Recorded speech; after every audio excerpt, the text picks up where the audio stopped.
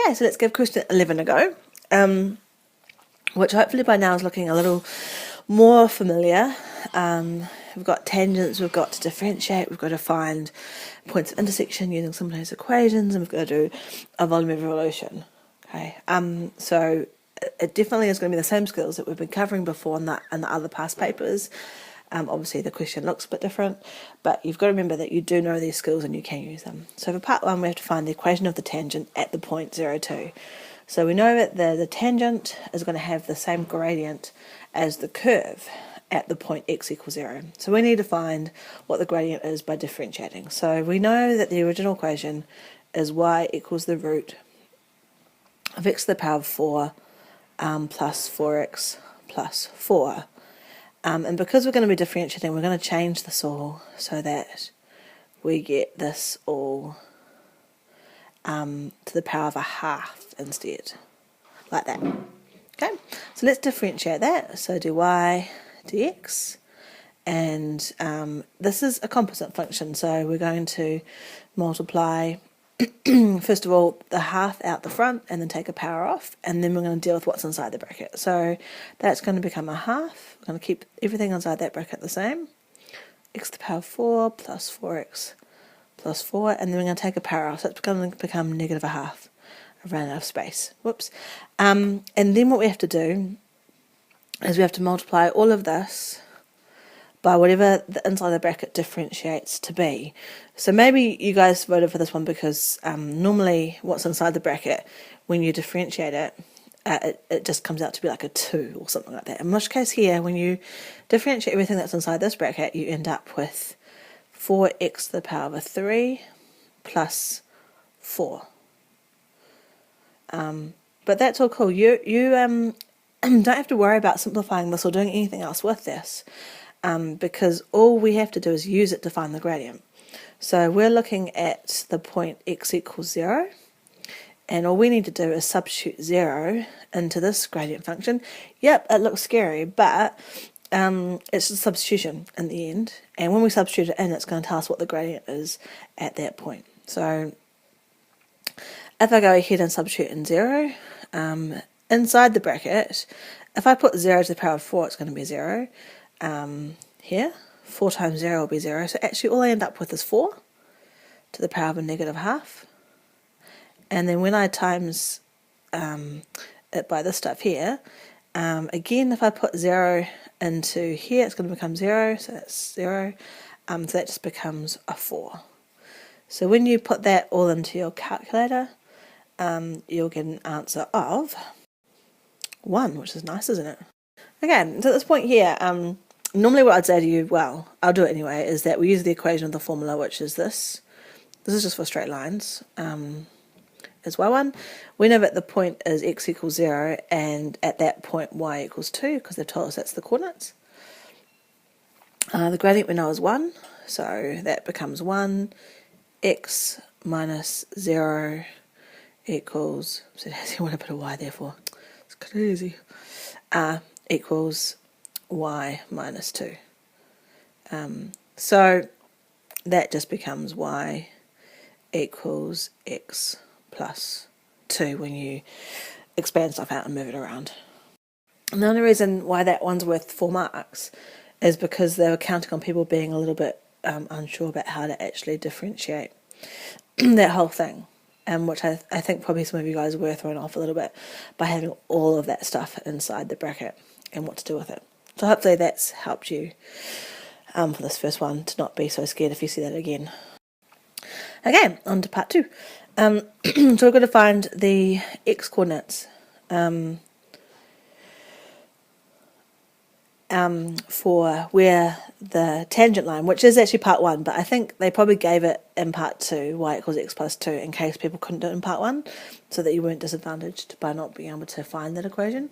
But yeah, with the line y equals x plus 2 and this y equation meet.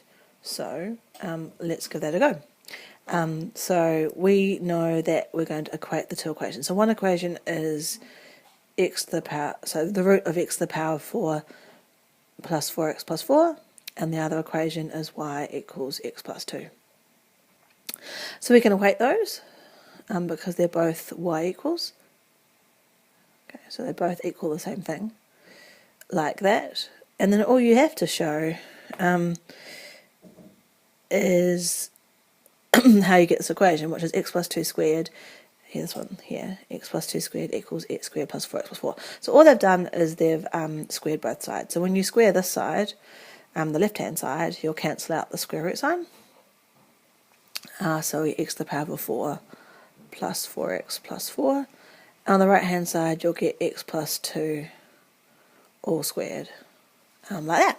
So that's the first part. So we've got to that point, and then we need to solve that equation to find the x coordinates. So that involves us, first of all, expanding out the right-hand side. So remember, x plus 2 squared is x plus 2 times x plus 2. So that's x squared plus 4x plus 4. And then regrouping that all on the left-hand side all together. So it all looks nice. So we're going to end up with x to the power of 4. When we take away negative 4x from both sides, we're going to end up with 0 x's. We're going to end up with negative x squared. And when we take away 4 from both sides, we're going to end up with no value, no number term either. And that's all going to equal 0. Okay, so if you look at that, I took the x away from both sides, I took 4x away, and I took 4 away. Cool. So we end up with that expression there. And how do you solve that? Because you're probably thinking, well, you're used to having an x squared term, an x term, and a number term. But remember, the other thing we can do is we can look for common factors. So in this case here, I can go for x squared being a common factor, and that would be x squared minus 1, like that. This is one way you could do it. And then what I could do is I could factorize x squared minus 1 as x plus 1, x minus 1, because it's a difference of two squares. And then I have something there that I could go ahead and solve. So I've got 3 solutions here. I've got, because this is the, it's the same thing we normally do when we solve quadratics. We're looking for the null factor theorem. So basically, if we make one of the factors 0, the whole product will be 0. So if this is 0, or if this is 0, or if this is 0, the whole product will be 0. So in this case here, if I set x squared equal to 0, then x would be 0. If I set x plus 1 equals 0, then x could be negative 1. And if I set x minus 1 equals to 0, then x could also be 1. Okay, and for the last part, we get to do a volume of revolution around the x-axis. All the ones I think so far we've done have been around the x-axis, but just keep on checking it, because there have been ones that have been around the y-axis before, which means that you have to do a different approach. You have to have an equation which is x equals something in terms of y, and then you're doing pi, the integral of x squared. But in this case here, we know that if we're doing our integration around the x-axis, that we're looking at pi times the integral of y squared. So let's start off with y. Y equals the root of x to the power of 4 plus 4x plus 4. So therefore y squared equals x to the power of 4 plus 4x plus 4. So that's the first thing we have to do, is find out what y squared is. And then we have to make sure that we've got the limits for the x-axis. In this case we do. We know it's between negative 1 and 0, so that's okay. And yeah, we just need to apply this formula here with those limits to get our answer. So let's set that up. So we're looking at keeping pi out the front. We're integrating between 0 and negative 1. And we're integrating this equation here, x to the power of 4 plus 4x plus 4. So many 4's. Cool, I'm just going to move over here. So when I do that, I leave my power out the front. I go to my square brackets. Remember, I add a power and then divide through by a power. Add a power and divide through by it. Whoops, I should have left myself some space with my fraction. Sorry, so 4 divide 3 by 3, and then here that's going to be 4x. Oops, I just made a mistake there. If you were in my classroom you would have told me. Oops. So when I add a power onto x, obviously it becomes x squared, and then when I divide 4 through by 2 I get 2. So it was 4, but then I divide through by 2, so 4 divided by 3 by 2 is 2. Cool, and then my limits are 0 and -1. So how it works is I substitute in twice, leave pi out the front, and so if I substitute in 0 into this here, actually each of those terms will become 0, so that will end up being 0. If I substitute 1 in here, oh, whoops, I didn't mean to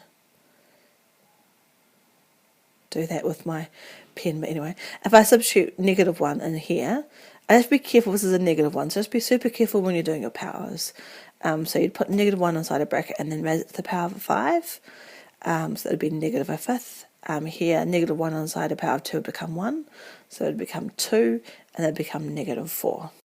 So all up here you're going to get -11/5. But when you subtract this, so 0 minus 11/5, you'll get actually positive 11/5, then you'll times it all by pi. So your final answer is going to be 11 pi over 5.